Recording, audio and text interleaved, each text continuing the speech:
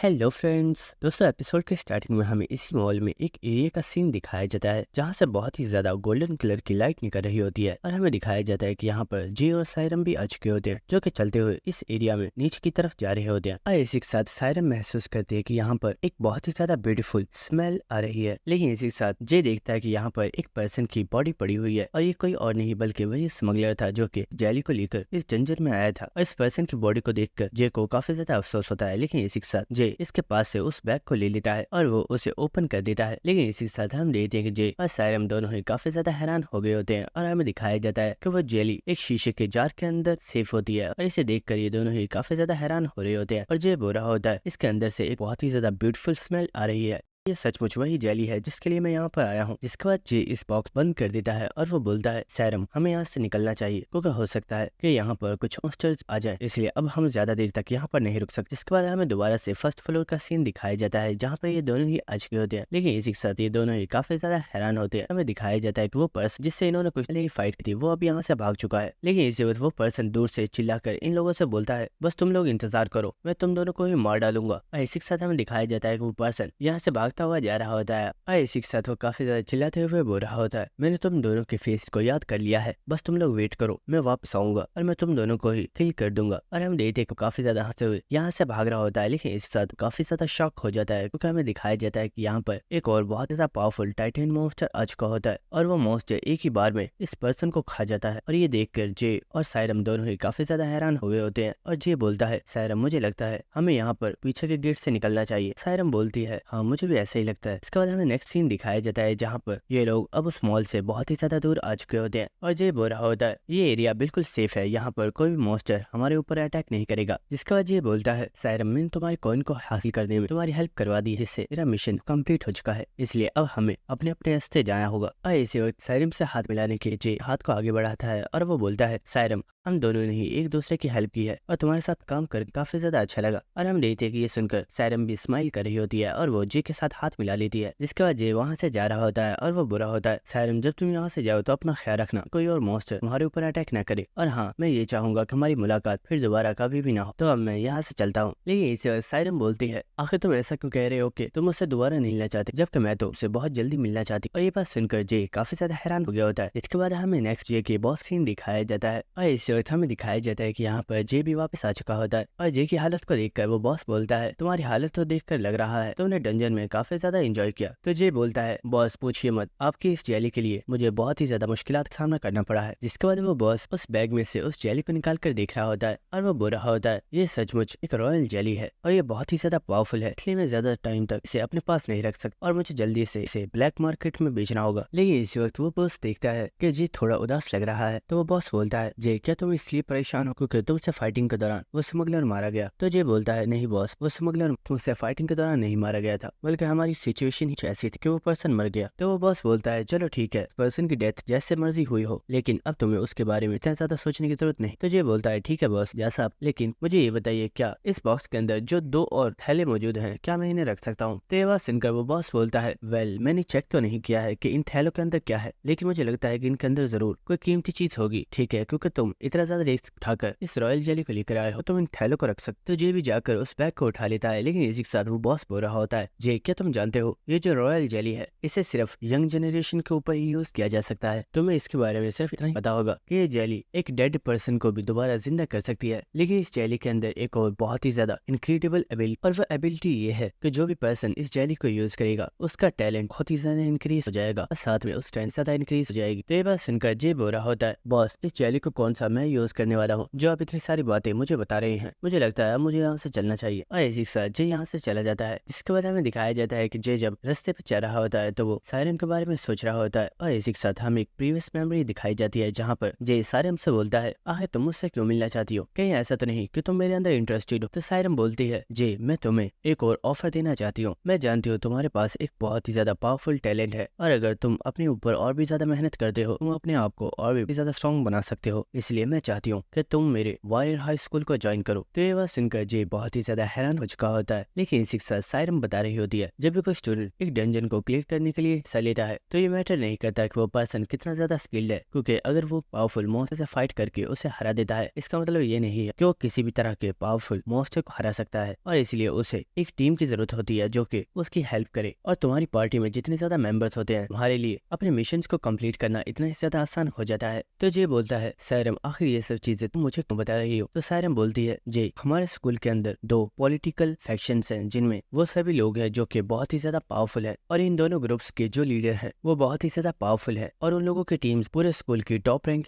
में शामिल है। तो ये बोलता है, सायरम आखिर इसमें प्रॉब्लम क्या है? क्या तुम उन फैक्शंस को ज्वाइन करना चाहती हो या फिर तुम उन ग्रुप लीडर्स के जितना पावरफुल बनना चाहती हो? तो सायरम बोलती है, जे ऐसा कुछ भी नहीं है। असल में प्रॉब्लम ये है कि उन ग्रुप लीडर में से एक पर्सन मेरी रिलेटिव है, और सभी लोग ये समझते हैं कि वो हमेशा मेरी हेल्प करती है, लेकिन असलियत तो यह है कि उस पर्सन को मुझसे बहुत ही ज्यादा नफरत है, और वो किसी भी कीमत पर मुझे नीचा दिखाना चाहती है, और उसकी वजह से मैं आज तक कभी भी किसी फैक्शन को ज्वाइन नहीं कर पाई, और यहाँ तक कि मैं आज तक अपनी एक अलग टीम भी क्रिएट नहीं कर पाई। और मैंने जब भी लोगों को अपनी टीम में शामिल करने की कोशिश की है, वो हमेशा मेरे उन टीम मेंबर्स अपने ग्रुप्स में ज्वाइन करवा लेती है, जिससे उन्हें मेरी टीम छोड़नी पड़ती है। इसीलिए जे मुझे तुम्हारी हेल्प की जरूरत है। मैं जानती हूँ तुम्हें पैसों की जरूरत है, और इसीलिए मैं चाहती हूँ कि तुम मेरे स्कूल को ज्वाइन करो, जिसके बाद तुम मेरी पार्टी को ज्वाइन करोगे, क्योंकि मैं भी एक फर्स्ट ईयर की स्टूडेंट, और मैं तुम्हें अपने ग्रुप में शामिल इसलिए करना चाहती हूँ क्योंकि भले ही मैं अभी तक सर्वाइव कर पाई हूँ, लेकिन मुझे नहीं लगता कि अगर मैं इसी तरह अकेली रही तो मैं आगे के मिशन को कंप्लीट कर पाऊंगी। इसलिए मुझे तुम्हारी हेल्प की जरूरत है, और इसमें सिर्फ मेरा ही फायदा नहीं है, बल्कि इससे तुम भी खुद को और भी ज्यादा स्ट्रॉन्ग बना पाओगे। और इसी के साथ हमें प्रेजेंट सीन दिखाया जाता है जहाँ पर जे अपने घर में मौजूद होता है, और वो सायरम की बातों को ही सोच रहा होता है। और इसी के साथ जे बोलता है, वो लड़की सच में काफी ज्यादा फनी थी, क्या मुझे उस लड़की की हेल्प करने के लिए सचमुच वॉरियर हाई स्कूल में एडमिशन लेना चाहिए? जिसके बाद हमें नेक्स्ट सायरम सीन दिखाया जाता है, जो कि इस वक्त चलते हुए काफी ज्यादा थकी होती है, और इसी के साथ वो काफी ज्यादा स्माइल करते हुए बोलती है, तो फाइनली मैं अपनी डेस्टिनेशन पर पहुंच गई। लेकिन इसी के साथ वो जे के बारे में सोच रही होती है, क्योंकि जे ने जाते वक्त सायरम से बोला था, मैंने तुम्हारी बातों को सुन लिया है, और अगर मुझे तुम्हारा ये आइडिया सही लगा तो मैं तुम्हें कॉन्टेक्ट जरूर करूंगा, इसलिए अब मैं यहाँ से जा रहा हूँ। और इसी के साथ सायरम सोच रही होती है, उस लड़की ने मुझे कोई भी सही जवाब नहीं दिया, क्या सच में वो मेरी हेल्प करेगा? लेकिन इसी वक्त कोई पर्सन सायरम से बोलता है, तुमने बहुत जल्दी अपने मिशन को कंप्लीट कर दिया, लगता है तुम्हारी स्किल्स पहले से बहुत ही ज्यादा इंप्रूव हो चुकी। और ये बात सुनकर सायरम काफी ज्यादा हैरान होती है, और वो देखती है कि पर्सन और कहीं नहीं बल्कि उसी के टीचर हैं। और हमें इस पर्सन के बारे में बताया जाता है जिसका नाम किंग जंग युक है, जो कि वॉरियर हाई स्कूल में एक कॉम्बैट इंस्ट्रक्टर है। जिसके बाद सायरम बोलती है, टीचर आपको तो स्टूडेंट होना चाहिए था, आप यहाँ पर क्या कर रहे हैं? तो टीचर बोलता है, सायरम हमने रेडार पर ये चेक किया कि यहाँ नॉर्मल मुख्तार से बहुत ही ज्यादा मॉन्स्टर्स मौजूद हैं, और तुम्हारे फर्स्ट ईयर के बहुत ही ज्यादा ऐसे स्टूडेंट्स हैं जो कि बहुत ही जल्दी टेस्ट से वापस आ गए थे, लेकिन उन्होंने अपने टेस्ट को फेल कर दिया, क्योंकि उन लोगों का कहना था कि जिस एरिया पर उनके कॉइन्स मौजूद है वहाँ पर बहुत ही ज्यादा मॉन्स्टर्स मौजूद है। लेकिन सायरम मैं एक चीज से काफी ज्यादा हैरान हूँ, तुमने अपने टेस्ट को पास कर दिया है, लेकिन क्या ये बात जानती हो, जिस एरिया पर तुम मौजूद थी हमने चेक किया है कि उस एरिया में बहुत ही ज्यादा मॉन्स्टर्स मौजूद थे, और उन सभी मॉन्स्टर्स का डेंजर लेवल काफी ज्यादा हाई है। सायरम क्या तुम्हारा वहाँ पर किसी भी पावरफुल मॉन्स्टर से सामना नहीं हुआ? तो सायरम बोलती है, सर ऐसा तो वहाँ पर कुछ भी नहीं था, वहाँ पर काफी ज्यादा मॉन्स्टर्स मौजूद थे, लेकिन वो सभी नॉर्मल मॉन्स्टर्स थे, और शायद मैं उन्हें नोटिस नहीं कर पाई क्योंकि मेरा ध्यान सिर्फ कॉइन्स को हासिल करने पर था। तो ये बात सुनकर वो टीचर बोलता है, अगर ऐसा है तो चलो ठीक है, मैं तुम्हारा यकीन कर लेता हूँ, लेकिन मुझे लगता है कि एक मॉन्स्टर तुम्हारा पीछा करते हुए यहाँ तक आ गया है। तो यह सुनकर सायरम काफी ज्यादा हैरान हो गई होती है, और फौरन से अपने पीछे देखती है, और हमें दिखाया जाता है कि यहाँ पर एक और बहुत ही ज्यादा पावरफुल टाइटेन मॉन्स्टर आ चुका होता है, जिसका डेंजर लेवल 4 स्टार है। लेकिन इसी के साथ वो टीचर चलता हुआ इस मॉन्स्टर की तरफ जा रहा होता है, और वो बुरा होता है। ये काफी ज्यादा अजीब है, ये टाइटेन मॉन्स्टर्स इस एरिया में मौजूद नहीं होते, क्या कोई ऐसी चीज है जो इन्हें अपनी तरफ अट्रैक्ट कर रही है? लेकिन आखिर वो चीज क्या हो सकती है? तो ये बात सुनकर सायरम काफी ज्यादा हैरान होती है, और वो सोच रही होती है, ये मॉन्स्टर जरूर उस रॉयल जेली को स्मेल करते हुए इस एरिया में आया है। लेकिन इसी वक्त वो टीचर बोलता है, सायरम जरा थोड़ा सा पीछे हो जाओ, क्योंकि मैं इस मॉन्स्टर को खत्म करने वाला हूँ। और ये सुनकर सायरम काफी ज्यादा हैरान हो गई होती है, और इसी के साथ हम देखते हैं कि वो मॉन्स्टर बहुत ही तेजी के साथ इस टीचर के ऊपर एक बहुत ही ज्यादा पावरफुल अटैक कर देता है। लेकिन इसी वक्त हम देखते हैं कि उस टीचर ने भी अपनी पावर्स को एक्टिवेट कर लिया होता है, और वो इस मॉन्स्टर को मारने के लिए अपने एक बहुत ही ज्यादा पावरफुल पंच को रेडी कर लेता है। और इसी वक्त हम देखते हैं कि ये दोनों ही अपने बहुत ही ज्यादा पावरफुल पंचेस को एक दूसरे के साथ टकराते हैं। लेकिन हम देखते हैं कि उस टीचर के अटैक की पावर बहुत ही ज्यादा थी, जिसकी वजह से उस मॉन्स्टर का हाथ क्रैक हो जाता है, और हम देखते हैं कि ये पावरफुल अटैक का प्रेशर सीधा आकर उसके फेस पर लगता है, जिसकी वजह से उस मॉन्स्टर की यहीं पर डेथ हो जाती है। और ये देखकर सायरम काफी ज्यादा हैरान हो गई होती है। और इसी के साथ टीचर बोलता है, सायरम मुझे लगता है तुम काफी ज्यादा लकी थी जो तुम्हारा इस मॉन्स्टर से सामना नहीं हुआ। जिसके बाद वो दोबारा से सायरम के पास आ जाता है, और वो सायरम के कंधे के ऊपर हाथ रखते हुए बोलता है, सायरम मैं काफी ज्यादा खुश हूँ तुमने अपनी में टेस्ट को पास कर दिया है और तुम सही सलामत वापस आ गई हो। अब चलो हमें यहाँ से दोबारा स्टूडेंट कैंप की तरफ वापस जाना है। और इसी के साथ वो टीचर चलते हुए वहाँ से जा रहा होता है, जिसके बाद हमें नेक्स्ट स्टूडेंट कैंप का सीन दिखाया जाता है। और इसी के साथ कुछ स्टूडेंट्स आपस में बातें कर रहे होते हैं जो कि बुरे होते हैं। ये टेस्ट काफी ज्यादा मुश्किल था, मुझे नहीं लगता कि ज्यादातर लोग इसे पास कर पाएंगे, क्योंकि वहाँ पर बहुत ही ज्यादा पावरफुल मॉन्स्टर्स मौजूद थे और ज्यादातर स्टूडेंट्स बिना अपने मिशन को क्लियर किए ही वापस आ गए हैं। लेकिन मैंने सुना है कि एक लड़की अभी भी वापस नहीं आई है जिसका नाम सायरम है। क्या वो सच में इस मिशन को क्लियर कर पाएगी? लेकिन इस वक्त वो लोग देखते हैं कि सायरम और उसके टीचर फॉरेस्ट में से वापस आ चुके होते हैं और ये देखकर वो दोनों ही काफी ज्यादा हैरान होते हैं। जिसके बाद वो टीचर बोलता है, सायरम जाओ और जाकर कुछ देर के लिए आराम कर लो। जिसके बाद हम सभी लोग वॉरियर हाई स्कूल की तरफ वापस जा रहे हैं। ये सुनकर सायरम भी इसके लिए मान जाती है और वो टीचर वहाँ से चला जाता है। लेकिन इस वक्त हमें यहाँ पर एक लड़की को दिखाया जाता है जो कि बुरी होती है। जरा देखो तो, मैंने बोला था ना ये लड़की वहाँ से जिंदा वापस आ जाएगी, क्योंकि जितना तुम लोग इसे कमजोर समझते हो ये इतनी भी ज्यादा कमजोर नहीं है और ये काफी ज्यादा स्ट्रॉन्ग है। तो ये बात सुनकर कुछ और लोग बोल रहे होते हैं, अनीशा अब बस भी करो, क्या तुम इस लड़की को टोंट मार रही हो? हम जानते हैं ये लड़की कितनी ज्यादा पावरफुल है, ये सबसे लास्ट में अपने मिशन को कंप्लीट करके वापस आई है। क्या तुम्हें सच में लगता है कि इतनी ज्यादा स्ट्रॉन्ग है? और इसी के साथ हमें इस लड़की को दिखाया जाता है जिसका नाम अनीशा है और वो बोल रही होती है, सायरम मैं काफी ज्यादा खुश हूँ कि तुम वापस आ गई हो और तुम बिल्कुल ठीक हो। तो ये बात सुनकर सायरम बोलती है, अनीशा अब ये दिखावा करना बंद करो कि तुम्हें सच में मेरी परवाह है, मैं जानती हूँ कि तुम मुझे कितना ज्यादा पसंद करती हो। तो ये बात सुनकर अनीशा बोलती है, अरे सायरम ये तुम क्या कह रही हो? मैं सच में तुम्हें बहुत ही ज्यादा पसंद करती हूँ और मैं तुम्हें बहुत ही ज्यादा एडमायर करती हूँ कि भले ही तुम मेरी बड़ी सिस्टर हो लेकिन तुम हमेशा ही बहुत ही ज्यादा स्ट्रगल करती हो ताकि तुम खुद को स्ट्रॉन्ग बना पाओ, लेकिन तुम अभी ऐसा बिल्कुल भी नहीं कर पाई। तो ये बात सुनकर सायरम को बहुत ही ज्यादा गुस्सा आ रहा होता है और इसी के साथ हमें सायरम के बारे में बताया जाता है कि सायरम के पास बहुत ही ज्यादा कम टैलेंट था और सायरम कभी भी अपने मैजिक को सही तरीके से यूज नहीं कर पाती थी। और इसी के साथ हम दे देंगे सायरम के पास उसके टीचर भी खड़े होते हैं और दोस्तों इस टीचर का नाम जैक है और ये सायरम का अंकल है और वह पर्सन बोल रहा होता है, सायरम तुम पहले से काफी ज्यादा इम्प्रूव हो गई हो, लेकिन तुम्हें अपने आप को स्ट्रॉन्ग बनाने के लिए अपने मैजिक को और भी अच्छे तरीके से यूज करना सीखना होगा, क्योंकि एक एल्फ के लिए मैजिक बहुत ही ज्यादा इंपॉर्टेंट है। और हम देखते हैं कि सायरम इस वक्त अपने मैजिक को कंट्रोल करने के लिए काफी ज्यादा स्ट्रगल कर रही होती है, लेकिन उसे इसमें बहुत ही ज्यादा मुश्किल हो रही होती है। तो ये देखकर उसका अंकल बोलता है, चलो ठीक है अब बस करो, तुम काफी देर से प्रैक्टिस कर रही हो, अब तुम रेस्ट कर लो। तो ये सुनकर सायरम भी अपने मैजिक को कंट्रोल करना छोड़ देती है। लेकिन इसी वक्त उसे किसी पर्सन की आवाज आती है जो कि बोल रही होती है, मैम आप बहुत ही ज्यादा टैलेंटेड है, इतने अच्छे तरीके से तो कोई भी पर्सन अपने मैजिक को यूज नहीं कर पाता।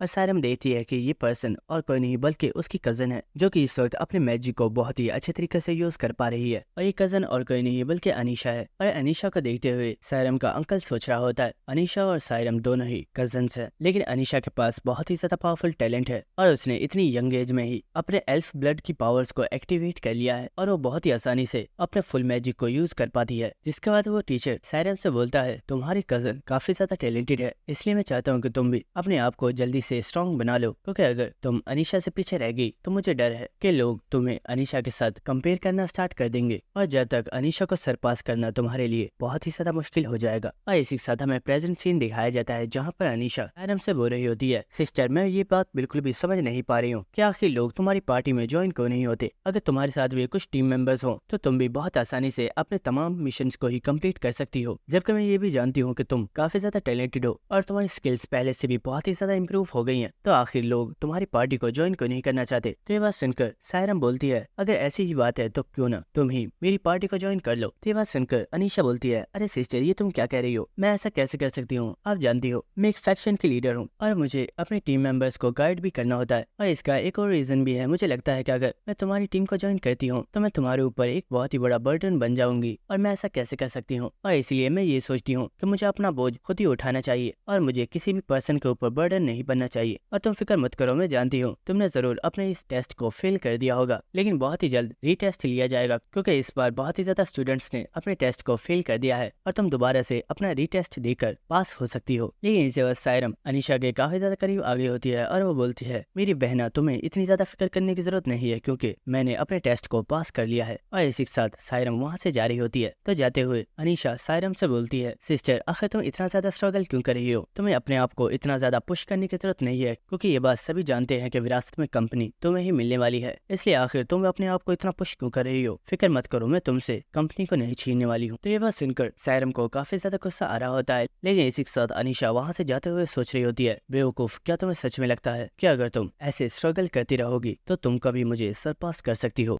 जिसके बाद हमें नेक्स्ट एक हॉस्पिटल का सीन दिखाया जाता है और इसी वक्त हम देखते हैं कि जे बहुत ही ज्यादा घबराए हुआ एक रूम के अंदर एंटर होता है और इसी के साथ वो चिल्लाकर बोलता है, डॉक्टर क्या मेरे फादर ठीक हैं? आपने कहा एक इमरजेंसी है, वो ठीक तो है ना? और हम देखते हैं कि यहाँ पर डॉक्टर भी मौजूद होते हैं और वो बोलते हैं, मिस्टर जे आपने अच्छा किया, आप जल्दी यहाँ पर आ गए, हमें आपके फादर के बारे में आपसे कुछ डिस्कशन करनी है। जिसके बाद हमें नेक्स्ट डॉक्टर के कैबिन का सीन दिखाया जाता है जहाँ पर वो डॉक्टर जे से बोल रहा होता है, जे आप ये बात जानते हो कि आपके फादर को जो डिसीज है वो इस पूरे वर्ल्ड में किसी भी पर्सन को नहीं है और इस डिसीज का क्योर तलाश करना बहुत ही ज्यादा मुश्किल है, बल्कि ये कहना गलत नहीं होगा कि ये बिल्कुल इम्पॉसिबल है और आपके फादर की इस डिसीज को खत्म नहीं किया जा सकता। तो ये बात सुनकर जे बोल रहा होता है, डॉक्टर मैं ये बात जानता हूँ, इसलिए मैं सिर्फ ये चाहता हूँ कि आप मेरे फादर के लिए कोई एक ऐसा क्योर बना दीजिए जिससे उनके बॉडी के अंदर मौजूद पॉइजन को कुछ टाइम के लिए सप्रेस किया जा सके। तो ये बात सुनकर वो डॉक्टर बुरा होता है, मिस्टर जे आपके कहने पर हमने काफी ज्यादा रिसर्च की है और हमें इस चीज के बारे में पता चला है कि एक मॉन्स्टर जिसका नाम स्काई टाइगर है, उस मॉन्स्टर के मिल्क को यूज करके एक पोशन रेडी किया जा सकता है जिसके जरिए आपके फादर के पॉइजन को सप्रेस किया जा सकता है। तो ये बात सुनकर जे काफी ज्यादा हैरान हो गया होता है और वो बोलता है, सर अगर आपको इस पोशन के बारे में पता है तो आप मुझे ये बताया क्यों नहीं? आपको जितने भी पैसे चाहिए मैं वो देने के लिए तैयार हूँ, आप बस उस पोशन को मेरे फादर के ऊपर इस्तेमाल कीजिए। तो ये बात सुनकर वो डॉक्टर बोलता है, सर ये प्रॉब्लम नहीं है, प्रॉब्लम ये है कि उस पोशन को बहुत ही ज्यादा हंटर्स अपनी बॉडी की पावर्स को इनहेंस करने के लिए यूज करते हैं और कोई भी नॉर्मल पर्सन उस पोशन को बाय नहीं कर सकता, यहाँ तक कि हम डॉक्टर्स भी उस पोशन को बाय नहीं कर सकते। तो ये बात सुनकर जे काफी ज्यादा गुस्से में आ जाता है और वो बोलता है, डॉक्टर अभी आपने बोला कि हंटर्स उस पोशन को यूज करते हैं, तो आखिर आप उसे मेरे फादर को बचाने के लिए बाय क्यों नहीं कर सकते? तो ये बात सुनकर वो डॉक्टर बोलता है, सर प्लीज मेरी बात को समझिए, वो पोशन बहुत ही ज्यादा रेयर है, इसलिए अगर कोई हंटर उस पोशन को बाय भी करता है तो वो बहुत ही कम लिमिट में इस पोशन को बाय कर सकता है, लेकिन आपके फादर के पॉइजन को सप्रेस करने के लिए हमें वो पोशन बहुत ही ज्यादा मकदार में चाहिए, यानी कि आप ऐसा समझ सकते हैं कि हमें टोटल 10 पोशन जितना मटेरियल चाहिए, तभी आपके फादर के पॉइजन को सप्रेस किया जा सकता है। तो ये बात सुनकर जे काफी ज्यादा हैरान हो गया होता है और वो डॉक्टर से बोलता है, डॉक्टर आप फिक्र मत कीजिए, मैं किसी भी तरीके से उस पोशन को हासिल करके आप तक पहुंचा दूंगा, क्योंकि मुझे किसी भी कीमत पर अपने फादर को सेव करना है। जिसके बाद हमें नेक्स्ट सीन दिखाया जाता है जहाँ पर जे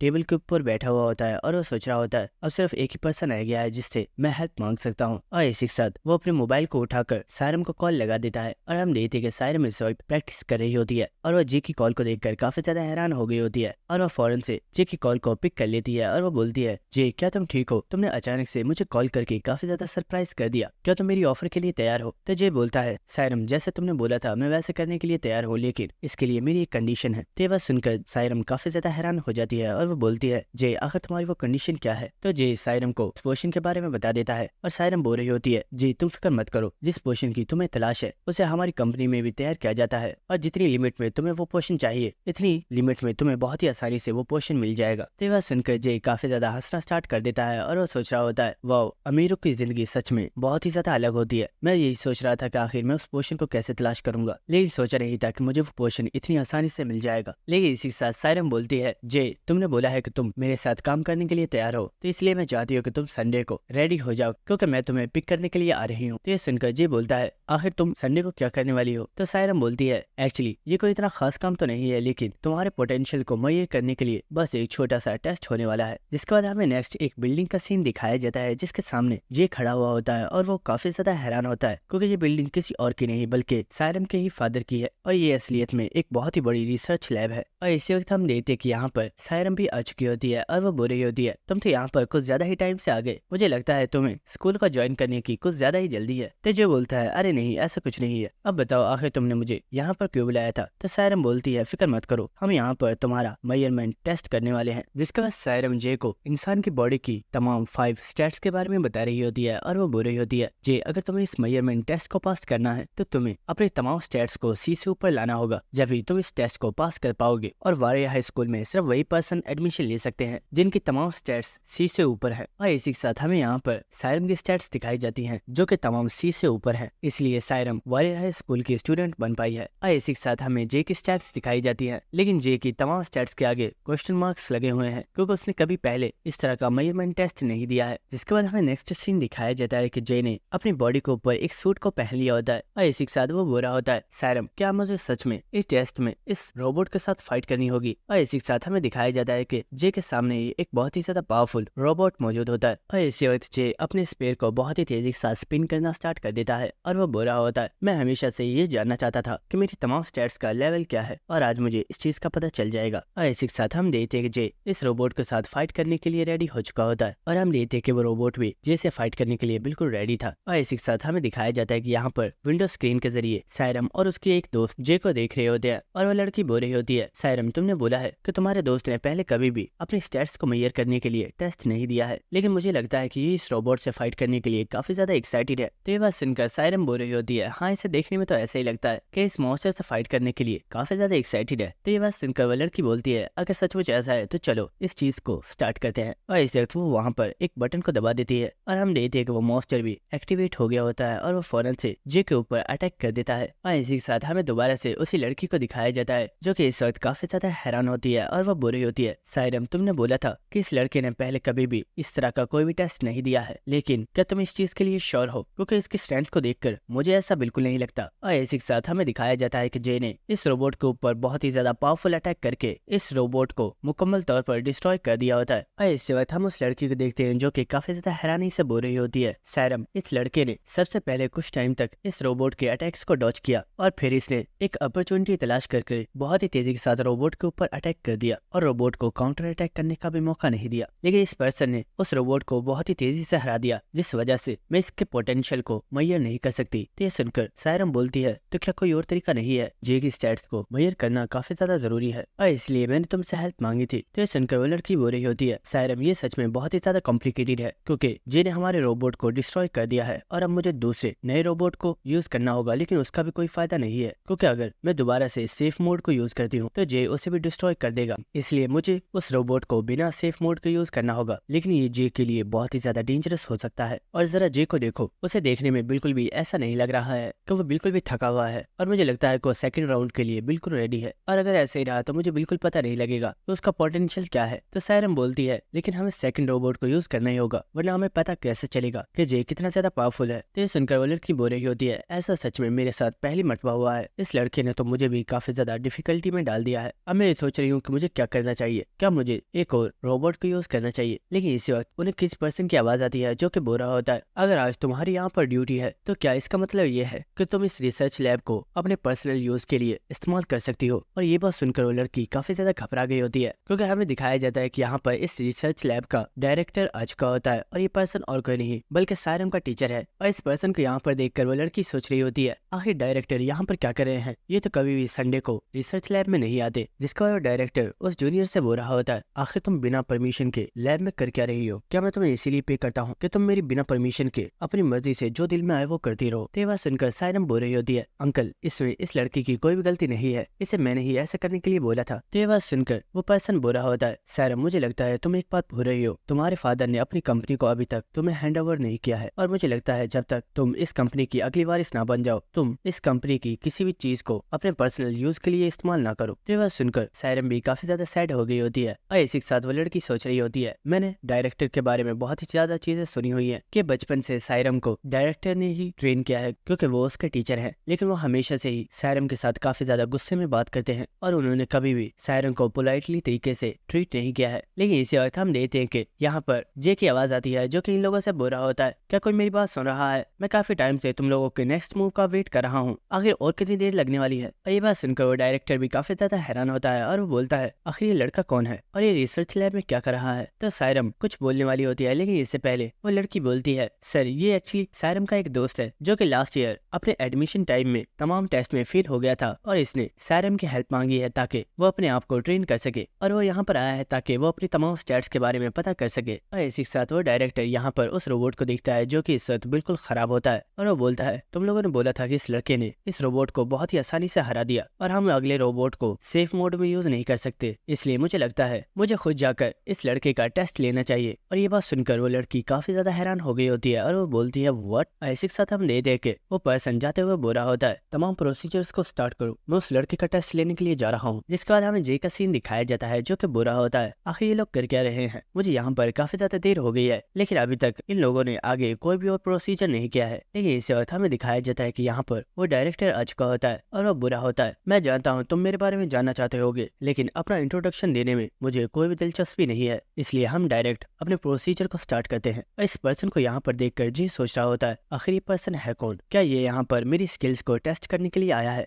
लेकिन मुझे इस पर्सन की बॉडी में से बहुत ही ज्यादा पावरफुल और खतरनाक ऑरा महसूस हो रहा है और मुझे ऐसा लग रहा है कि इस पर्सन को मेरे ऊपर बहुत ही ज्यादा गुस्सा आ रहा है, जैसे कि ये मुझे यहीं पर मार डालेगा। आखिर ये मॉन्स्टर है कौन? और इसी के साथ हम देखते हैं कि वो डायरेक्टर फाइट के लिए रेडी हो गया होता है और वो बोलता है, लड़के तुम्हें मेरी सेफ्टी की परवाह करने की जरूरत नहीं है, बस अपनी पूरी स्ट्रेंथ के साथ मेरे ऊपर अटैक करो। तो ये बात सुनकर जे भी फाइट के लिए रेडी हो गया होता है और इसी वक्त हम जे को देखते हैं जो कि अपनी पूरी स्ट्रेंथ के साथ उस डायरेक्टर के ऊपर अटैक करने के लिए आगे बढ़ जाता है और हम देखते हैं कि वो बहुत ही तेजी के साथ उस पर्सन के ऊपर अटैक करने के लिए आ रहा होता है। और इसी के साथ हमें इस डायरेक्टर के बारे में बताया जाता है कि ये डायरेक्टर कोरिया के सबसे ज्यादा स्ट्रॉन्गेस्ट हंटर में 7th रैंकिंग पर है और ये एक वाइट क्लास हंटर है। और इसी वक्त हम देखते हैं कि जे उस डायरेक्टर के ऊपर एक बहुत ही ज्यादा पावरफुल अटैक कर देता है, लेकिन वो डायरेक्टर सिर्फ अपने हाथ से इस अटैक को रोक रहा होता है और ये देखकर जे काफी ज्यादा हैरान होता है क्योंकि वो देखता है कि उस पर्सन ने बहुत ही आसानी से जे के स्पेयर को पकड़ लिया होता है। और इसी वक्त वो डायरेक्टर जे के पेट में एक बहुत ही जोरदार किक मारकर उसे इस जगह से बहुत ही ज्यादा दूर फेंक देता है, जिसकी वजह से वहां पर एक काफी बड़ा धमाका हुआ होता है और हम देखते हैं कि इस अटैक की वजह से जे की हालत काफी ज्यादा खराब हो गई होती है। लेकिन इसी के साथ वो डायरेक्टर बोल रहा होता है, मैं सच में ये समझ नहीं पाया कि आखिर तुमने मेरे ऊपर इतना ज्यादा सिंपल अटैक क्यों किया है। क्या तुम्हें सच में ऐसा लग रहा है कि ये कोई सिंपल फाइट होने वाली है? लेकिन हम देखते हैं कि जे दोबारा से फाइट करने के लिए रेडी हो गया होता है और जिनका स्पेयर जो कि उस पर्सन के पास पड़ा हुआ होता है वो उसे अपने पैर के साथ उठा लेता है और वो बुरा होता है, तुमने तो अपने वेपन को भी गिरा दिया, क्या तुम्हें सच में लगता है कि बिना वेपन के तुम मेरे साथ फाइट करने के काबिल हो? और इसी वक्त वो उस वेपन को जे की तरफ थ्रो कर देता है जिसे जे ने भी कैच कर लिया होता है। और इसी के साथ हम देखते हैं कि वो डायरेक्टर एक बार दोबारा से फाइट करने के लिए रेडी हो गया होता है और वो बोलता है, बच्चे अगर तुम सच में एक हंटर बनना चाहते हो तो मुझे दिखाओ कि तुम्हारे अंदर कितनी ज्यादा काबिलियत है, वरना एक हंटर बनने के बारे में भूल जाओ क्योंकि मुझे नहीं लगता कि तुम इस काबिल हो कि तुम एक हंटर बन सकते हो। और इसी के साथ हम देखते हैं कि जे भी फाइट के लिए रेडी हो गया होता है और वो बोलता है, मैं समझ नहीं पाया आखिर क्यों, लेकिन मुझे ऐसा लग रहा है कि तुम अपना गुस्सा मेरे ऊपर उतारे हो और इसलिए मुझे लगता है कि अब मुझे तुम्हें कमजोर समझने की गलती नहीं करनी चाहिए, इसलिए अब मैं अपनी पूरी स्ट्रेंथ के साथ तुम्हारे ऊपर अटैक करूंगा। ऐसे वक्त हम देखते हैं कि जे बहुत ही तेजी के साथ उस डायरेक्टर के ऊपर अटैक करने के लिए आगे बढ़ गया होता है और ये देखकर वो डायरेक्टर सोच रहा होता है, ये लड़का मेरे ऊपर दोबारा से पहले की जैसे बिल्कुल सिंपल अटैक करने के लिए आ रहा है। लेकिन इसी वक्त हम देखते हैं जे वहीं पर रुक गया होता है और इसी वक्त वो अपने स्पेयर में से 2 एरो जैसी एनर्जी को शूट करता है और ये देखकर वो डायरेक्टर भी काफी ज्यादा हैरान हो जाता है, लेकिन वो बहुत ही आसानी से इन एनर्जीज को डॉच कर लेता है। तो ये देखकर जे बोल रहा होता है, मैं जानता हूँ तुम अभी तक मुझसे सेटिस्फाई नहीं हुए हो, इसलिए मुझे तुम्हें अपनी पूरी पावर दिखानी होगी। और इसी वक्त जे अपनी पूरी स्ट्रेंथ के साथ अपने स्पेयर के ऊपर अपनी एनर्जी को इकट्ठा करता है और हम देखते कि वो बहुत ही ज्यादा पावरफुल एनर्जी के साथ उस डायरेक्टर के ऊपर अटैक कर देता है। और ये देखकर वो डायरेक्टर बोलता है, मैंने जितना सोचा था तुम फाइट करने में इतने ज्यादा बुरे भी नहीं हो। और इसी वक्त हम देखते कि वो बहुत ही तेजी के साथ अपने पंचेस के साथ ही इन एरो एनर्जी को डिस्ट्रॉय कर देता है। और ये देखकर सायरम और वो लड़की काफी ज्यादा हैरान हो रहे होते हैं और वो लड़की बोल रही होती है, वाह ये लड़का बहुत ही ज्यादा पावरफुल है, ये अभी तक डायरेक्टर के सामने टिका हुआ है, जबकि तुम कह रही थी कि ये अभी तक अपने किसी भी एग्जाम टेस्ट को पास नहीं कर पाया है और इसलिए ये दोबारा से अपने एग्जाम टेस्ट के लिए तैयारी कर रहा है, क्या ये बात सच थी? तो ये सुनकर सायरम बोल रही होती है, वेल इस लड़के ने मुझे ऐसे ही बताया था। लेकिन इसी के साथ वो लड़की बोलती है, सायरम क्या तुम एक बात जानती हो, ये लड़का बहुत ही ज्यादा पावरफुल है लेकिन इसके टेक्निक्स में एक चीज बिल्कुल भी नहीं है। तो ये सुनकर सायरम काफी ज्यादा हैरान होती है और वो बोलती है, आखिर तुम किस चीज के बारे में बात कर रही हो? और इसी के साथ हमें दोबारा से उस डायरेक्टर का सीन दिखाया जाता है जो कि बहुत ही तेजी के साथ जे के ऊपर अटैक करता है, लेकिन जे इस अटैक को डॉच कर लेता है और इस अटैक की वजह से जे भी काफी ज्यादा हैरान था क्योंकि ये अटैक बहुत ही ज्यादा पावरफुल था। और इसी वक्त वो डायरेक्टर जे के ऊपर पंचेस मारते हैं जिससे जे को काफी ज्यादा पेन हो रही होती है। लेकिन इसी वक्त जे गुस्से में उस डायरेक्टर के ऊपर एक बहुत ही जोरदार अटैक करता है, लेकिन इस डायरेक्टर ने बहुत आराम से इस अटैक को डॉच कर लिया होता है। और इसी वक्त वो डायरेक्टर बोलता है, लड़के मुझे लगता है हमारी फाइटिंग से तुमने एक चीज तो सीख ली है कि हमारा ओपोनेंट हमें चाहे जितना मर्जी पीट ले लेकिन हमें कभी भी अपने वेपन को नहीं छोड़ना चाहिए। और इसी के साथ हम देखते को डायरेक्टर बहुत ही तेजी के साथ जे के ऊपर अटैक्स करना स्टार्ट कर देता है और इसी वक्त वो जे के पेट में एक बहुत ही ज्यादा पावरफुल पंच मारता है और हम देखते कि ये अटैक काफी ज्यादा पावरफुल होता है जिसकी वजह से जे भी काफी ज्यादा दूर जाकर गिर जाता है। और इसी के साथ वो डायरेक्टर बोलता है, तुम्हारे अंदर काफी ज्यादा पोटेंशियल है लेकिन तुम उसे सही तरीके से यूज नहीं कर सकते, और क्या तुम जानते हो इसकी वजह क्या है? तुम्हारी बेसिक ट्रेनिंग, तुमने आज तक कभी भी बेसिक ट्रेनिंग नहीं की है, इसलिए तुम बहुत ही ज्यादा वीक हो। और इसी के साथ हम देखते कि उस लड़की ने भी सायरम को यही चीज बोली होती है और ये बात सुनकर सायरम काफी ज्यादा हैरान हो रही होती है और वो सोच रही होती है, जे ने मुझे बताया था कि उसने कभी भी ट्रेनिंग नहीं की है और वो मॉन्स्टर से फाइट करता हुआ ही इतना ज्यादा पावरफुल बना है। और उस वक्त मुझे लग रहा था कि ये सब कुछ झूठ है, लेकिन जे ने मुझसे बिल्कुल सच बोला था। इसके बाद हम डायरेक्टर को देखते हैं जो कि वहाँ से चलता हुआ जा रहा होता है और वो बोल रहा होता है, मैं आज से पहले तुम्हारे जैसे कई लोगों से मिल चुका हूँ जो स्टार्टिंग में तो बहुत ही ज्यादा स्ट्रगल करते हैं लेकिन बाद में जाकर वो लोग गिव अप कर देते हैं। इसलिए तुम्हारे लिए भी यही अच्छा होगा कि तुम अभी से गिव अप कर दो, क्योंकि तुम कभी भी एक स्ट्रॉन्ग हंटर नहीं बन पाओगे। लेकिन अगर फिर भी तुम एक हंटर बनना चाहते हो तो तुम्हारा टेस्ट कंप्लीट हो चुका है, तुम्हें कुछ देर बाद अपनी रिपोर्ट मिल जाएगी। लेकिन इसी वक्त हम देखते हैं कि जे खड़ा हो चुका होता है और वो बोलता है, सीरियसली मैं ये समझ नहीं पा रहा हूँ कि आखिर तुम मेरे ऊपर किस चीज का गुस्सा उतार रहे थे, लेकिन शायद इसका रीजन ये है कि तुम्हें लेजी पीपल्स पसंद नहीं है। और इसी के साथ हम डायरेक्टर को देखते हैं जो कि इस वक्त काफी ज्यादा हैरान होता है और वो सोच रहा होता है, मैंने इस लास्ट अटैक अपनी काफी ज्यादा स्ट्रेंथ का यूज किया था, मुझे लगा था कि ये लड़का नॉकआउट हो गया है लेकिन ये अब भी कॉन्शियसनेस है और ये क्या फिर से मुझसे फाइट करना चाहता है। और इसी वक्त जे बोलता है, मुझे नहीं लगता कि मेरा ये टेस्ट कंप्लीट हो चुका है क्योंकि अभी तक मैंने तो अपने फुल पोटेंशियल को शो ही नहीं किया है। और इसी के साथ वो कंप्यूटर वाली लड़की सायरम से बोलती है, सायरम मुझे समझ नहीं आ रही आखिर ये लड़का दोबारा से फाइट क्यों करना चाहता है, हमें वो सारा डाटा मिल चुका है जिससे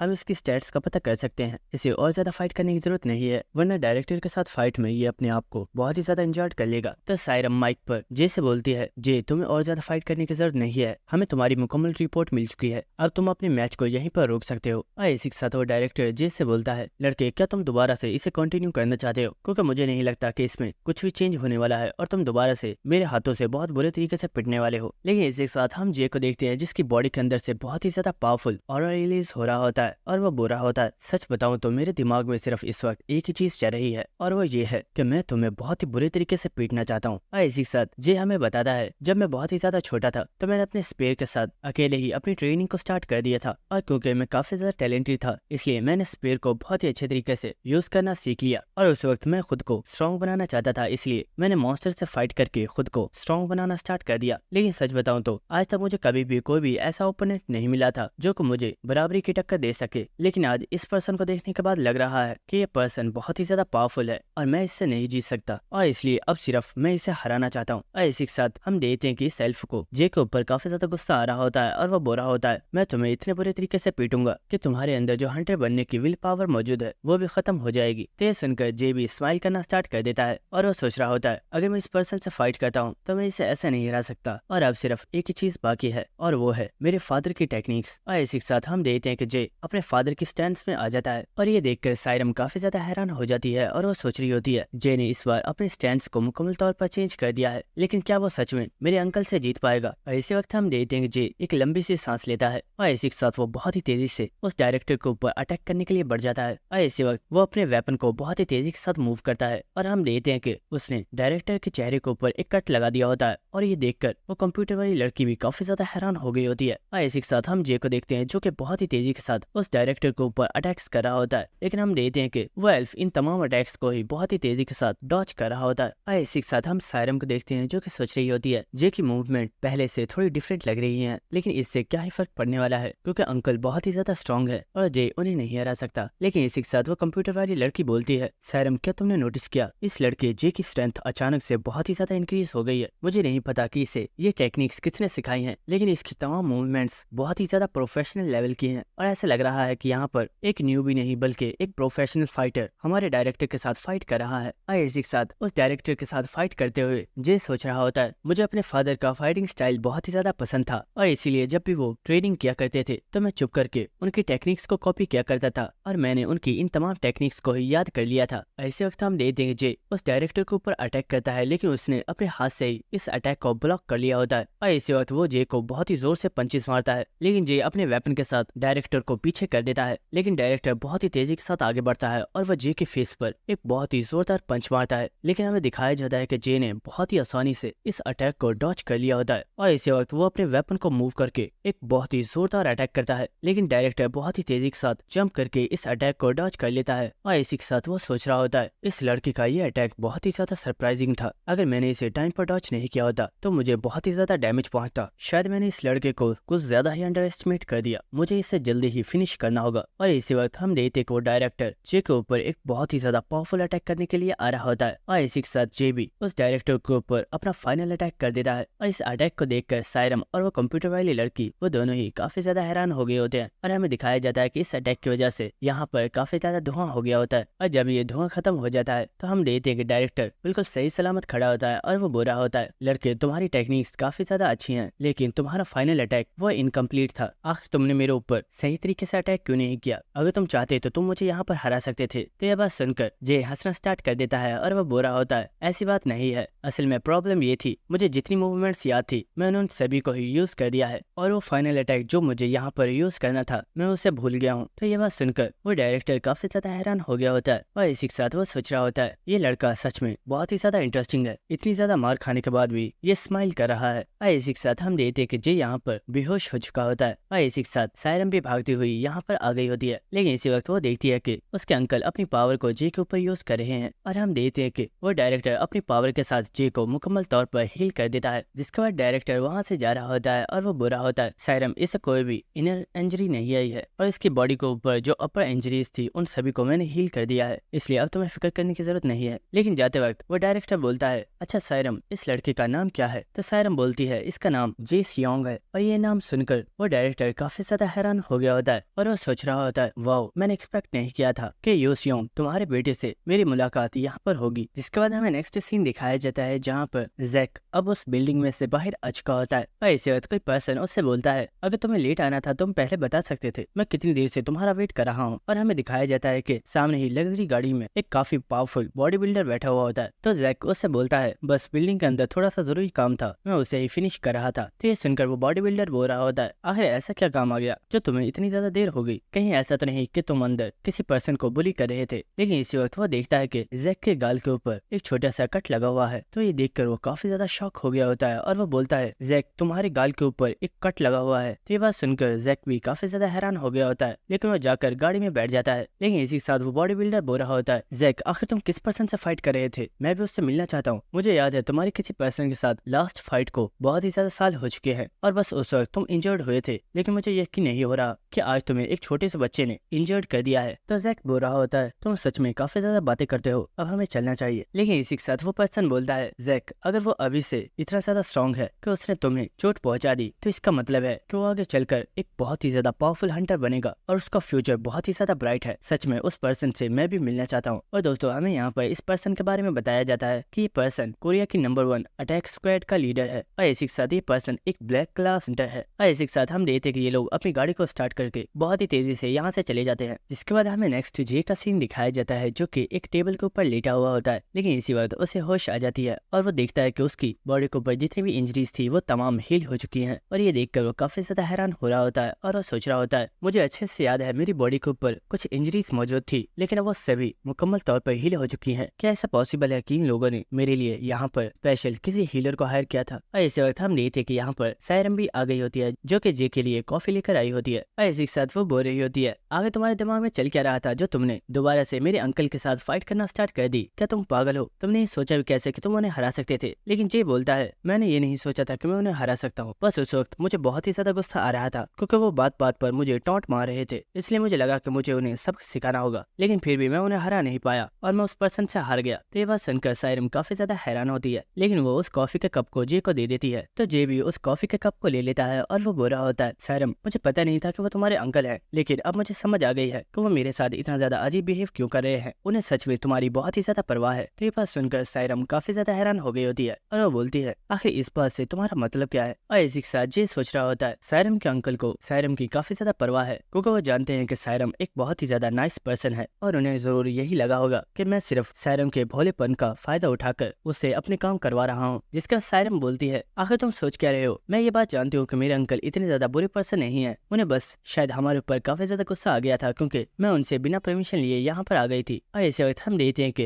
वो कंप्यूटर वाली लड़की भी यहाँ पर आ चुकी होती है और वो बोल रही होती है, जी मैंने तुम्हारी रिपोर्ट को तैयार कर लिया है, क्या तुम ठीक हो? तो हम देखते हैं कि जी बिल्कुल ठीक होता है और वो बोलता है, हाँ मैं बिल्कुल ठीक हूँ। और इसी के साथ वो कंप्यूटर वाली लड़की बोलती है, मैं जानती हूँ तुम ये सोच रहे होगे कि आखिर तुम्हारी बॉडी इतनी जल्दी हील कैसे हो गई। तो मैं तुम्हें बता दूं कि तुम्हें हमारे डायरेक्टर ने ही हील किया है क्योंकि वो कोरिया के सबसे ज्यादा स्ट्रॉन्गेस्ट नंबर 1 हीलर हैं। तो ये बात सुनकर जे काफी ज्यादा हैरान हो गया होता है और वो सोच रहा होता है क्या वो पर्सन एक हीलर था, लेकिन फिर भी उसकी कॉम्बैट स्किल्स बहुत ही ज्यादा पावरफुल है। सच में यकीन नहीं हो रहा कि मैं एक हीलर से इतने बुरे तरीके से पिट गया। जिसके बाद वो कंप्यूटर वाली लड़की बोलती है जे मैंने तुम्हारी तमाम रिपोर्ट्स को चेक कर लिया है, तुम्हारी तमाम स्टैट्स ही बहुत ही ज्यादा अच्छी हैं, अब तुम इन्हें चेक कर सकते हो। और वो इन रिपोर्ट्स को जे को दे देती है और हमें दिखाया जाता है कि जे की तमाम स्टैट्स काफी ज्यादा अच्छी होती है और इन्हें देखकर सायरम काफी ज्यादा खुश हो गई होती है और वो बोल रही होती है वाओ जी तुम्हारी तमाम स्टैट्स ही बहुत ही ज्यादा अमेजिंग है। लेकिन हम देखते हैं कि जे अपनी स्टैट्स को देखकर कुछ ज्यादा खुश नहीं होता और वो बोल रहा होता है ये क्या, मुझे लगा था मेरी तमाम स्टैट्स ए रैंक पर है, लेकिन मेरी तमाम स्टैट्स तो बहुत ही ज्यादा लो है। और ये बात सुनकर सायरम को बहुत ही ज्यादा गुस्सा आ रहा होता है और वो सोच रही होती है ये कमीना, इसकी तमाम स्टैट्स मुझसे बहुत ही ज्यादा हाई है और ये इन्हें भी लो बोल रहा है, मैं इसे जान से मार डालूंगी। जिसके बाद वो कंप्यूटर वाली लड़की बोलती है जी मुझे लगता है तुम अपनी इन तमाम स्टैट्स को बहुत ही ज्यादा कम समझ रहे हो, लेकिन मैं तुम्हें इन रैंक्स के बारे में बताती हूँ। ई रैंक सबसे ज्यादा वीक होती है, जबकि डी एक एवरेज स्टेट है, जिसके बाद सी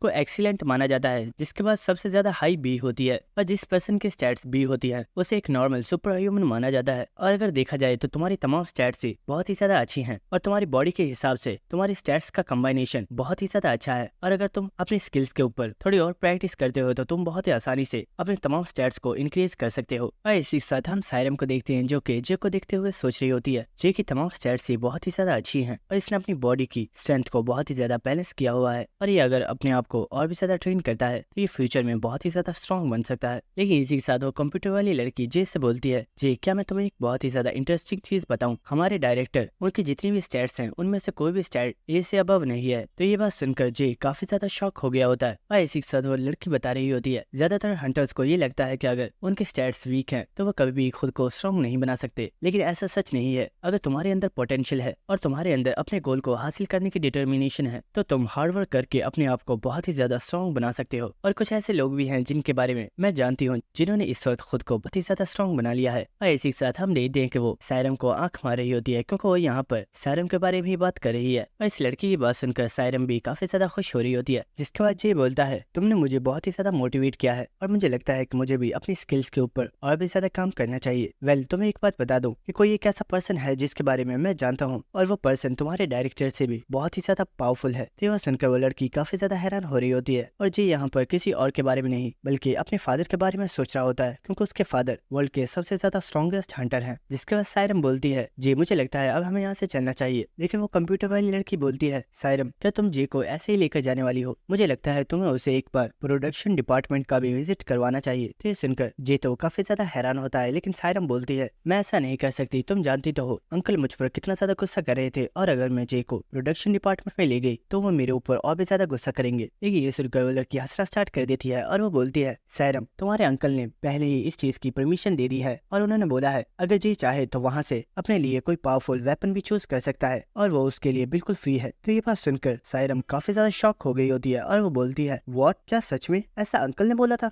इसी के साथ हमें प्रीवियस सीन दिखाया जाता है जहाँ पर सायरम का अंकल बोल रहा होता है जे का ख्याल रखना और जब वो यहाँ से जाए तो उसे प्रोडक्शन डिपार्टमेंट का भी विजिट जरूर करवाना और अगर उसे वहाँ से कोई भी वेपन पसंद आता है तो वो वेपन उसे दे देना क्योंकि वो यहाँ पर मेरा गेस्ट है। और ये बात वो कंप्यूटर वाली लड़की सायरम को बता रही होती है और ये बात सुनकर सायरम तो काफी ज्यादा हैरान हो रही होती है क्योंकि उसे यकीन नहीं हो रहा होता कि उसके अंकल ने ऐसा बोला है। जिसके बाद ये बोलता है सायरम वैसे मुझे तुमसे ये पूछना था क्या मुझे सच में किसी वेपन की जरूरत है, तुम्हें नहीं लगता कि मैं बिना वेपन के भी ठीक हूँ। ये बात सुनकर सायरम काफी ज्यादा हैरान होती है और वो बोलती है आखिर ये तुम क्या कह रहे हो, एक हंटर के पास अपना स्पेशल वेपन होना ही चाहिए क्योंकि अगर तुम्हारे पास चाहे जितनी मर्जी स्ट्रेंथ क्यों नहीं है, अगर तुम्हारे पास एक स्पेशल वेपन होता है तो वह वेपन तुम्हारी स्ट्रेंथ को बहुत ही ज्यादा इंक्रीज कर देता है और तुम्हें भी एक स्पेशल वेपन की जरूरत है। ये बात सुनकर जी बोल रहा होता है वेल ठीक है, अगर वो वेपन फ्री है तो मुझे भी इसमें कोई भी दिक्कत नहीं है। तो ये बात सुनकर सायरम और वो लड़की दोनों ही काफी ज्यादा हैरान होते हैं। जिसके बाद हमें नेक्स्ट इस बिल्डिंग में एक बेसमेंट का सीन दिखाया जाता है जहाँ पर जे और सायरम मौजूद होते हैं और सायरम यहाँ पर एक दरवाजे को अनलॉक कर रही होती है और इसी के साथ जे सायरम से बोल रहा होता है सायरम अगर मैं वॉरियर हाई स्कूल में एडमिशन ले लेता हूँ तो तुम्हें नहीं लगता कि मेरे एक्सपेंसेस बहुत ही ज्यादा इंक्रीज हो जाएंगे क्योंकि उस वॉरियर हाई स्कूल की फीस भी बहुत ही ज्यादा हाई है और तुम जानती हो कि मैं सिर्फ एक स्मगलर हूँ, क्या तुम्हें लगता है कि मैं तुम्हारी कोई हेल्प कर पाऊंगा। तो सायरम बोल रही होती है तुम्हें किसी भी चीज की फिक्र करने की कोई भी जरूरत नहीं है और तुम्हारे ऊपर अब से जितना भी खर्चा होने वाला है वो सब कुछ मैं ही करूंगी, इसलिए तुम बस अपने इंट्रेंस एग्जाम के लिए अपनी ट्रेनिंग पर ध्यान दो। तो ये बात सुनकर जे बहुत ही ज्यादा खुश हो रहा होता है और वो उसे बहुत ही ज्यादा चमकती हुई आंखों से देख रहा होता है और ये देखकर सायरम को बहुत ही ज्यादा गुस्सा आ रहा होता है और वो बोल रही होती है अगर इतना कुछ करने के बाद भी तुम अपने इंट्रेंस एग्जाम में फेल हो गए तो मैं मैं तुम्हें छोड़ूंगी नहीं। बाद हम देखते हैं कि वो लोग इस गेट को ओपन करके इस जगह में अंदर आ जाते हैं, लेकिन इस जगह को देखकर जे काफी ज्यादा हैरान हो गया होता है, क्योंकि वो देखता है कि जिस एरिया में वो एंटर हुए हैं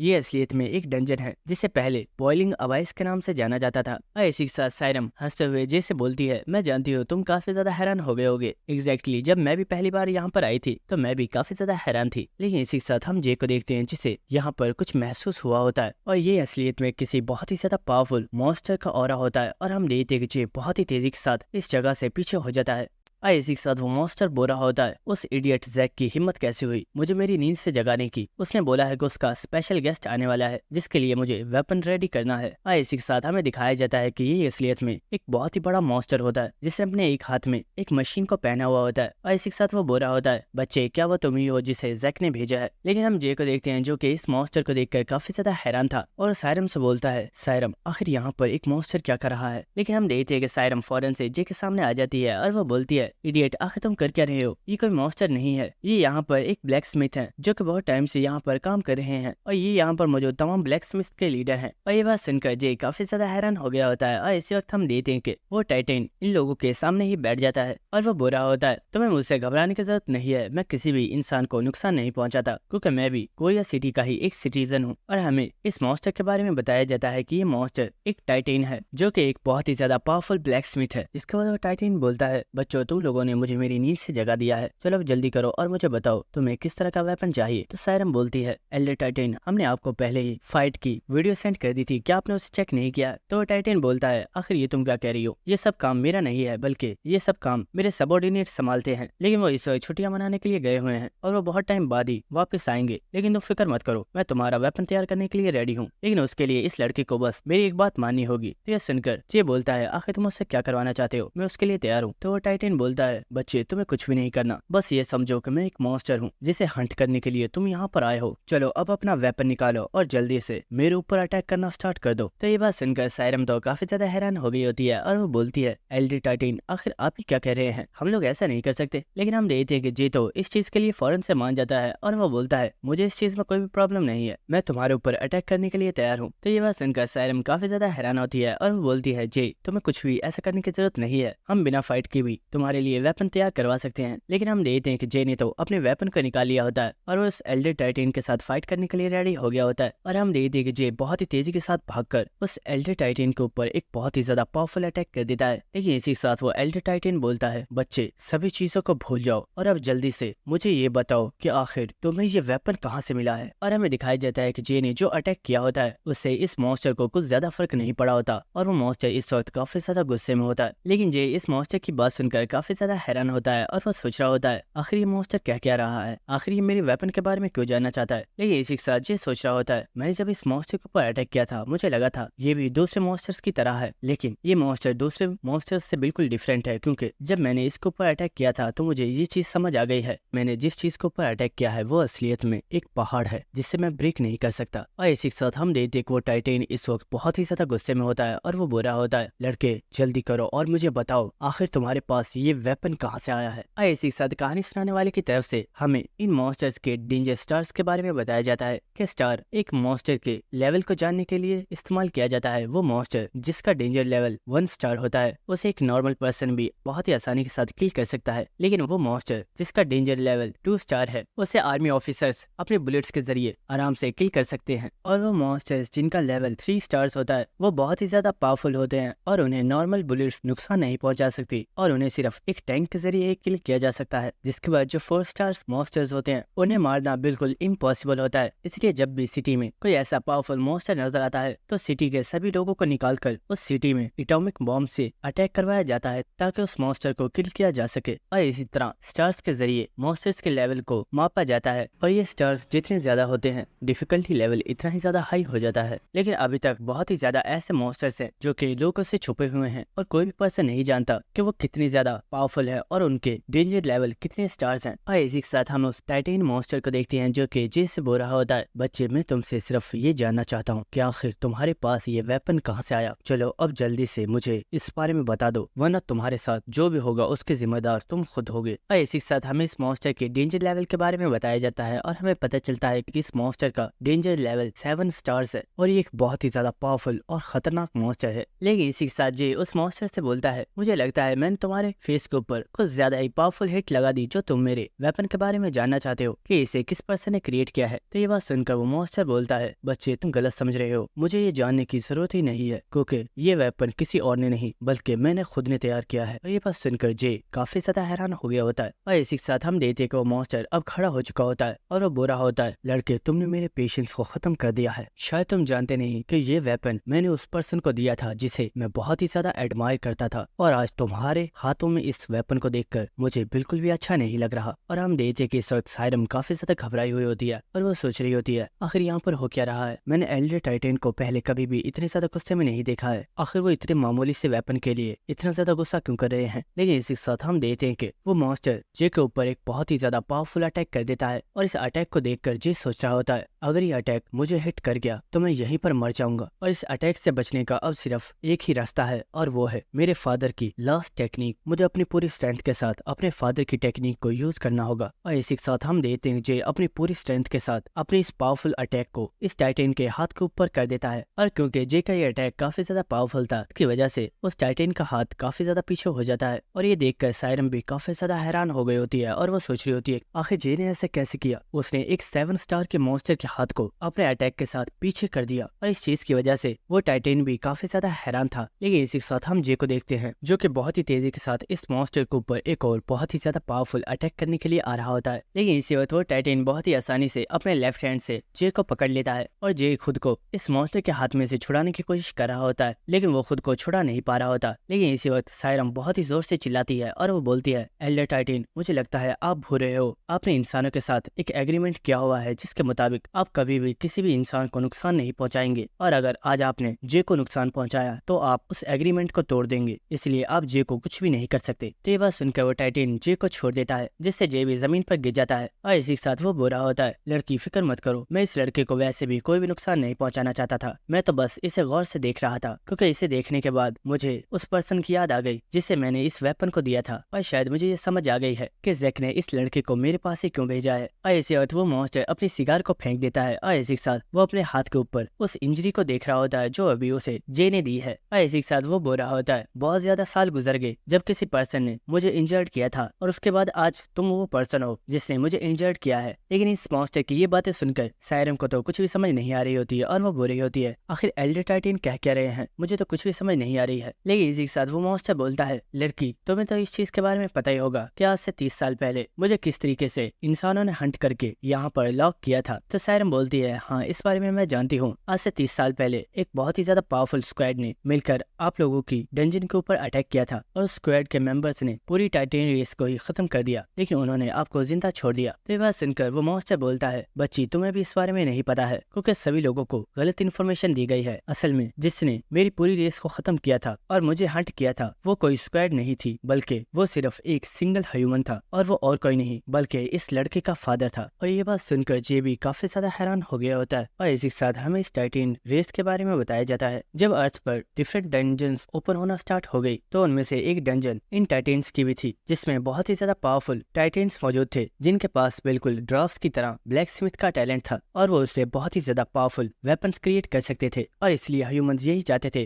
कि वो उन्हें अपना गुलाम बनाकर उनसे अपने लिए वेपन रेडी करवा सके। लेकिन प्रॉब्लम तो ये थी कि वो टाइटन्स अपने लिए बहुत ही ज्यादा पावरफुल वेपन्स क्रिएट कर सकते थे जिनके जरिए वो ह्यूमंस के साथ फाइट करते थे और उन्हें हंट करना बहुत ही ज्यादा मुश्किल था। और इसी के साथ हमें दिखाया जाता है कि इनकी डंजन के अंदर कुछ स्क्वाड के टीम मेंबर्स मौजूद होते हैं और इसी के साथ उनके सामने एक टाइटन मौजूद होता है जिसका डेंजर लेवल 4 स्टार है। और इसी के साथ उनमें एक लड़की बोल रही होती है, क्या तुमने हमारे टीम मेंबर्स को कॉल कर दी है, हमें यहाँ पर रीइंफोर्समेंट की जरूरत है, हम अकेले इन लोगों को हंट नहीं कर सकते। तो ये सुनकर वो पर्सन बोल रहा होता है, हाँ मैंने उन्हें कॉन्टेक्ट कर लिया है, जल्दी ही यहाँ पर रीइंफोर्समेंट आ जाएगी। लेकिन इसी वक्त हम देखते कि वो मॉन्स्टर इन लोगों के ऊपर बहुत ही ज्यादा पावरफुल अटैक करता है जिसे एक पर्सन ने अपनी शील्ड के साथ रोक लिया होता है। लेकिन इसी वक्त एक लड़की बहुत ही तेज रफ्तार के साथ उस मॉन्स्टर की गर्दन के ऊपर अटैक करने के लिए चली जाती है और एक बहुत ही ज्यादा पावरफुल अटैक कर देती है। लेकिन वो देखती है कि इस अटैक का कोई भी फायदा नहीं हुआ होता, क्योंकि उस टाइटेन का आर्मर काफी ज्यादा पावरफुल होता है। और इसी वक्त वो मॉन्स्टर अपनी शील्ड को इस लड़की में दे के मारता है, जिसकी वजह से ये लड़की जाकर बहुत ही जोर से दीवार में लगती है और वो बहुत ही ज्यादा इंजर्ड हो जाती है। और इसी के साथ उनमें एक पर्सन काफी ज्यादा घबराया हुआ होता है और वो सोच रहा होता है यहाँ पे इस तरह के बहुत ही ज्यादा टाइटेन मॉन्स्टर्स मौजूद हैं, हम अगर एक मॉन्स्टर को किल कर देते हैं तो यहाँ पर फौरन दूसरा टाइटेन मॉन्स्टर आ जाता है और अभी तक 3 से 4 टाइटेन मॉन्स्टर्स आ चुके हैं, क्या हम यहाँ से जिंदा वापस जा पाएंगे? लेकिन इसी वक्त उसकी टीम का एक मेंबर बोलता है, रिक जल्दी करो, तुम जाओ यहाँ से, मैं जब तक इस मॉन्स्टर को संभालता हूँ। और इसी वक्त उस टाइटेन मॉन्स्टर ने भी उस पर्सन के ऊपर अटैक कर दिया होता है, लेकिन वो अपनी शील्ड के साथ इस अटैक को ब्लॉक करता है और वो अपनी पूरी स्ट्रेंथ के साथ इस मॉन्स्टर को पीछे कर देता है। लेकिन इसी के साथ रिक बोल रहा होता है, लीडर मैं ऐसे नहीं जा सकता, अगर मैं यहाँ से गया तो आप अकेले यहाँ पर मारे जाएंगे। तो वो लीडर बोल रहा होता है, बेवकूफ मत बनो और जाओ यहाँ से, हम लोग मिलकर भी इसका मुकाबला नहीं कर सकते, ये मॉन्स्टर बहुत ही ज्यादा पावरफुल है, ये हमें मार डालेगा। और इसी के साथ वो पर्सन मुस्कुराते हुए बोलता है, जल्दी करो जाओ यहाँ से, मैं किसी भी तरीके से इस मॉन्स्टर को रोकने की कोशिश करता हूँ। लेकिन इस वक्त उन्हें यहाँ पर एक बहुत ही ज्यादा पावरफुल और खतरनाक ऑरा महसूस होता है और हमें दिखाया जाता है कि यहाँ पर इन सभी टाइटेंस का लीडर आ चुका होता है। और इसी के साथ वो लीडर बोल रहा होता है, मेरे सबऑर्डिनेट्स तो बहुत ही ज्यादा बेकार हैं, वो इतने से कीड़े मकोड़ों को भी नहीं मार सकते। और इस मॉन्स्टर को देखकर रिक काफी ज्यादा शॉक हो गया होता है और वो बोल रहा होता है, बॉस आखिर ये क्या चीज है? तो वो चिल्लाकर बोलता है, बेवकूफ जल्दी करो, निकलो यहाँ से, मैं इस मॉन्स्टर को रोकने की कोशिश करता हूँ। और वो बहुत ही तेजी से भागता हुआ इस मॉन्स्टर की तरफ जा रहा होता है, लेकिन वो टाइटेन अपनी स्वॉर्ड के साथ एक अटैक करके इस लीडर को यहीं पर जलाकर मार डालता है। और ये देखकर वो पर्सन बहुत ही ज्यादा शॉक हो गया होता है और इस ह्यूमन की डेड बॉडी को देखकर वो टाइटेन बोल रहा होता है, ये क्या बकवास है, ये इंसान तो बिल्कुल ट्रैश था, क्या सभी इंसान इसी तरह के ट्रैश हैं या तुम में कोई पावरफुल पर्सन मौजूद है? मुझे नहीं लगता कि तुम में कोई भी ऐसा पर्सन होगा जो मुझे हरा पाएगा। लेकिन इसी के साथ वो देखता है कि वो पर्सन जो काफी ज्यादा घबराया हुआ था, उसने अपने वेपन को इस टाइटेन की तरफ पॉइंट किया हुआ होता है। और ये देखकर वो टाइटेन काफी ज्यादा हैरान होता है और वो बोलता है, तुम काफी ज्यादा घबराए हुए हो, लेकिन फिर भी तुम अपने इन साथियों के लिए काफी ज्यादा लॉयल हो, तो ठीक है तुम भी यहीं पर मर जाओ। और इसी के साथ हम देखते हैं कि वो ग्रीन कलर का टाइटेन इस ह्यूमन के ऊपर अटैक करने के लिए आगे बढ़ रहा होता है। लेकिन इसी वक्त हमें दिखाया जाता है कि यहाँ पर कोई पर्सन आ गया होता है जिसे इस वक्त सांस चढ़ी हुई होती है और वह बोल रहा होता है, इडियट्स मैंने तुम्हें बोला भी था कि ये जगह सेफ नहीं है, लेकिन तुम लोग फिर भी इस डंजन को क्लियर करने के लिए आगे, अब देख लो मुझे तुम्हें बचाने के लिए यहाँ पर आना पड़ा है। और हमें दिखाया जाता है कि ये पर्सन और कोई नहीं बल्कि जी के फादर यू सियोंग है। लेकिन वो लड़का बोलता है, आखिर तुम कौन हो, हमने तो यहाँ पर रीएनफोर्समेंट को बुलाया था। तो यू सियोंग बोलता है, अरे भाई भरोसा करो मैं ही रीएनफोर्समेंट हूँ, अगर रीएनफोर्समेंट वाले यहाँ पर आते तो उन्हें काफी ज्यादा टाइम लग जाता, इसलिए मैं जल्दी से भागता हुआ बहुत ही तेजी के साथ यहाँ पर आ गया ताकि मैं टाइम पर तुम लोगों को बचा पाऊँ। लेकिन हम देखते कि उस लड़के को इस चीज पर यकीन नहीं हो रहा होता, क्योंकि यू सियोंग के कपड़े काफी ज्यादा फटे हुए होते हैं। तो यू सियोंग बोल रहा होता है, अरे मेरा यकीन करो मैं तुम्हें बचाने के लिए ही यहाँ पर आया हूँ, वो तो रास्ते में काफी ज्यादा मॉन्स्टर्स थे जिनसे फाइट करते वक्त मेरे कपड़े फट गए। लेकिन इसी वक्त हम देखते हैं कि उस ग्रीन कलर के टाइटेन ने यू सियोंग के ऊपर एक बहुत ही ज्यादा पावरफुल अटैक कर दिया होता है। लेकिन इसी वक्त उस टाइटेन के बहुत ही ज्यादा चिल्लाने की आवाज आती है और इस आवाज को उस रेड टाइटेन ने भी सुन लिया होता है और वो उस टाइटेन की तरफ देखता है तो वो काफी ज्यादा हैरान हो गया होता है। और हमें दिखाया जाता है कि असलियत में यू सियोंग ने उस ग्रीन टाइटेन के हाथ को ही कट कर दिया होता है। और हम देखते हैं कि यू सियोंग की बॉडी में से इस वक्त बहुत ही ज्यादा पावरफुल ब्लू कलर का ऑरा रिलीज हो रहा होता है। लेकिन इसी वक्त वो मॉन्स्टर बहुत ही तेजी के साथ अपने शील्ड के साथ यू सियोंग के ऊपर अटैक करने के लिए बढ़ जाता है। लेकिन इसी वक्त यू सियोंग अपने वेपन के साथ इस मॉन्स्टर के ऊपर एक बहुत ही ज्यादा पावरफुल अटैक करके उस मॉन्स्टर को 2 टुकड़ों में कट कर देता है। और ये देखकर वो रेड टाइटेन काफी ज्यादा शॉक हो गया होता है। इसी के साथ यू सियोंग बोल रहा होता है, ये मॉन्स्टर तो काफी ज्यादा वीक था, क्या यहाँ पर कोई पावरफुल मॉन्स्टर नहीं है जिससे फाइट करने में थोड़ा मजा आए? और इसी के साथ हम रिक को देखते हैं जो कि इस वक्त काफी ज्यादा शॉक होता है और वो सोच रहा होता है, हमारी पूरी टीम मिलकर इस मॉन्स्टर के साथ फाइट कर रही थी और हम इसे हरा नहीं पाए और इस पर्सन ने बस सिर्फ अपने एक मूव के साथ इस मॉन्स्टर को किल कर दिया। और इसी वक्त यू सियोंग बोलता है, लड़के तुम तो एक मैजिशियन हो ना, क्या तुम्हारी बॉडी में अभी माना मौजूद है? तो पर्सन बोलता है, सर मेरे पास इतना माना मौजूद है कि मैं आपकी बॉडी को एक बहुत ही ज्यादा पावरफुल बुफ दे सकता हूँ। तो यू सियोंग बोलता है, अरे नहीं मुझे बुफ की जरूरत नहीं है, तुम्हारा लीडर और वो लड़की वो दोनों अभी भी जिंदा हैं, जाओ और जाकर उन्हें हील करो। और इसी के साथ हमें उस रेड टाइटेन को दिखाया जाता है जो कि चलता हुआ यू सियोंग की तरफ ही आ रहा होता है। और इसी के साथ वो बोल रहा होता है, तुम दूसरे ह्यूमन से बहुत ही ज्यादा पावरफुल हो, लेकिन क्या तुम्हें सच में लगता है कि तुम यहाँ से जिंदा वापस जा पाओगे? तो यू सियोंग बोलता है, यहाँ से वापस तो मैं जरूर जाऊंगा, लेकिन जाने से पहले मैं तुम्हें खत्म जरूर करूंगा। तो ये सुनकर उस टाइटेन को यू सियोंग के ऊपर बहुत ही ज्यादा गुस्सा आ गया होता है और वो अपनी स्वॉर्ड के साथ यू सियोंग के ऊपर एक बहुत ही ज्यादा पावरफुल अटैक कर देता है। लेकिन इसी के साथ हम देखते हैं कि यू सियोंग ने भी अपने एक्स के साथ इस टाइटेन के ऊपर एक बहुत ही ज्यादा पावरफुल अटैक कर दिया होता है। और जब इनके वेपन्स आपस में टकरा रहे होते हैं तो यहाँ पर बहुत ही ज्यादा पावरफुल प्रेशर रिलीज हो रहा होता है और ये देखकर वो लड़का काफी ज्यादा हैरान हो रहा होता है। और इसी के साथ हम देखते हैं कि यूसियोंग और वो मॉन्स्टर दोनों ही आपस में बहुत ही तेजी के साथ फाइट कर रहे होते हैं। और इसी वक्त यूसियोंग रुककर अपने पावरफुल ऑरा को रिलीज करता है